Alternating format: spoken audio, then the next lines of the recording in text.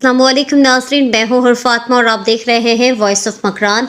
तुर्बत से voice of Makran के bureau chief नूर शाह नूर की रिपोर्ट के मुताबिक बॉर्डर ट्रेड के हवाले से एक अहम इजलास डिप्टी कमिश्नर KH हुसैन जान बलोच की सदारत में मुनक़द हुआ।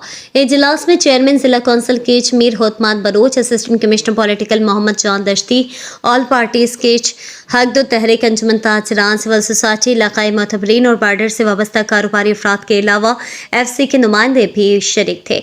इजलास में बॉर्डर ट्रेड के मामलात को एक मैकेनिज्म के तहत चलाने के लिए अहम फैसले लिए गए और इस पर इत्तेफाक किया गया कि बॉर्डर ट्रेड के हवाले से तमाम रुकावटों को बाहमी सलाह मशवरा के जरिए दूर किया जाएगा। डिप्टी कमिश्नर KH की जानिब से तजवीज़ दिया गया कि ज़िले इंतज़ामिया KH की निगरानी में तमाम स्टेक होल्डर्स को शामिल करके एक कमेटी तश्कील दी जाएगी ताकि बॉर्डर के उमूर को तमाम फरीकों के साथ मिलकर एक मरकज़ी तरीके से चलाया जा सके।